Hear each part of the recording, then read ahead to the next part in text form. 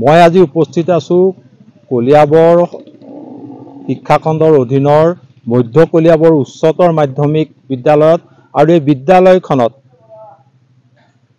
চৰকাৰী খণ্ডৰ বিদ্যালয়ত অধ্যয়নৰত নৱম শ্ৰেণীৰ ছাত্ৰ ছাত্ৰীক 2025-26 বৰ্ষত বিতৰণৰ বাবে এনেদৰে চাইকেলসমূহ প্ৰস্তুত কৰি থকা হৈছে আৰু আপোনালোকে এই দৃশ্য প্ৰত্যক্ষ কৰিছে প্ৰায় 900 চাইকেল ছাত্ৰ ছাত্ৰীৰ বাবে বিতৰণৰ বাবে এনেদৰে যন্ত্ৰাংশ ইয়াত লগাই হোৱাৰ পিছত এই মধ্য কলিয়াবৰ উচ্চতৰ মাধ্যমিক বিদ্যালয়ৰ চৌহদৰ চোতালত ৰ'দে বৰষুণে প্ৰায় 5টা দিন ধৰি পেলাই থোৱা হৈছে।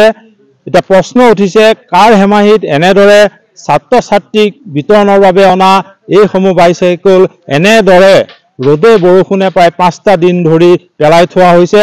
কোনো বিভাগীয় কৰ্তৃপক্ষৰ ইয়াত দেখা দেখি নাই, মাথো যন্ত্ৰাংশ লগাই থকা কাৰিকৰসকলৰ হাততে সকলো দায়িত্ব অৰ্পণ কৰি যেন তেওঁলোকে দায়িত্ব সামৰিব বিচাৰিছে। ইয়াত প্ৰায় 900খন চাইকেল বিগত 5 দিন ধৰি ইয়াত এই সকল কাৰিকৰে যন্ত্ৰাংশ লগাই প্ৰস্তুত কৰি তুলিছে। কাৰণ হয়তো ডিচেম্বৰ মাহৰ প্ৰথম বা মধ্য সপ্তাহত অসমৰ সন্মানীয় মুখ্যমন্ত্ৰী ডাঙৰীয়াই চৰকাৰী খণ্ডৰ নৱম শ্ৰেণীত অধ্যয়নৰত ছাত্ৰ ছাত্ৰীৰ এই চাইকেলসমূহ বিতৰণ কৰিব আৰু কলিয়াবৰতো তেনেদৰে বিতৰণ কৰা হ'ব। আমাৰ লগত এগৰাকী কাৰিকৰ আছে, তেওঁলোকে দিনে নিশাই এই চাইকেলসমূহ প্ৰস্তুত কৰিছে।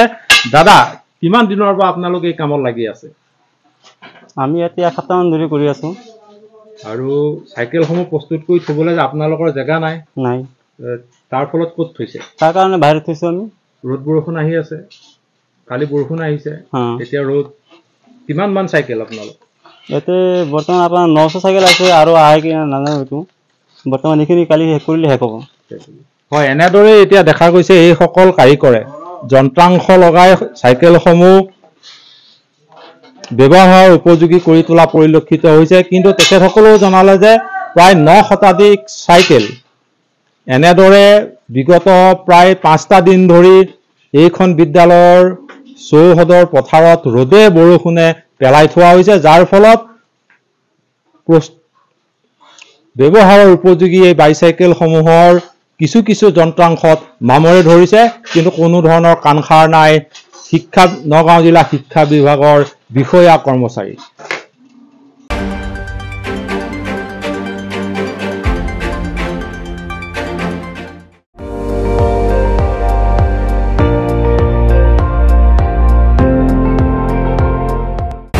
আপুনি চাই আছে ND24, সৰ্বশ্ৰেষ্ঠ নহয় সৰ্বোত্তমৰ দৌৰ।